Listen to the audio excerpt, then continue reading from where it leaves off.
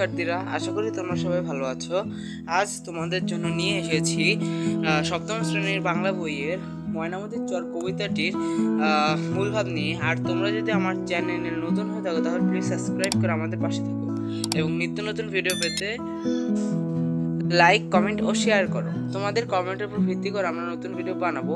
তো চলো শুরু করা যাক। এই হলো ময়নামতি চর কবিতার মূল ভাব। আর চলো আমরা দেখে নিই।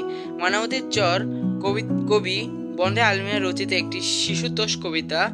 এই কবিতায় কবি ময়নামতি নামক একটি চরের প্রতিধ্বনিকার দৃশ্যপাট তুলে ধরেছেন।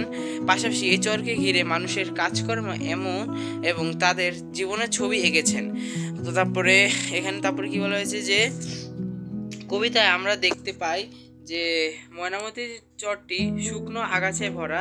একসময় সেখানে প্রমত্ত নদী থাকলেও এখন শুকনো চর। এই চরের তীরে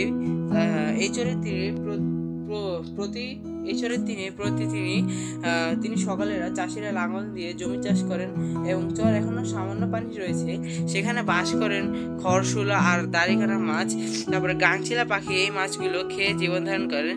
রাখাল এই চরে তার গরু পাল চড়ায়, গরুগুলো যে তার মতো চরে ঘুরে বেড়ায়। তারপরে খোচর পাখি ও বক গরুর শরীর থেকে উকুন ও আঠালো পোকা ঠুকরিয়ে খায়।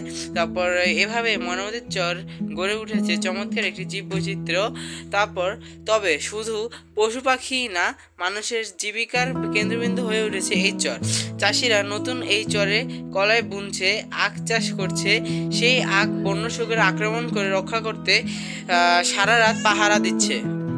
এভাবে এই ময়নামতির চর কবিতা আমরা একটি বাস্তব দৃশ্য পরিকল্পনা করতে পারি, যেখানে পশু পাখি আর মানুষের সহাবস্থানের কথা সুনিপুণভাবে চিত্রায়িত হয়েছে।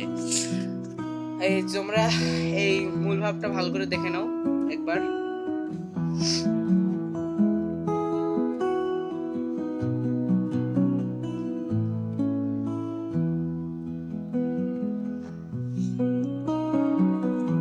তো আশা করি এই ভিডিওটার মাধ্যমে তোমরা অনেক উপকৃত হয়েছো।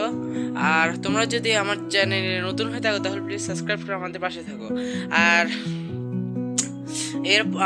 আমরা আবারও নতুন ভিডিও আপলোড করব। তো আমাদের নতুন ভিডিওগুলো পেতে আমাদের চ্যানেলটি সাবস্ক্রাইব করে আমাদের চ্যানেলের উপর চোখ রাখো। আল্লাহ হাফেজ।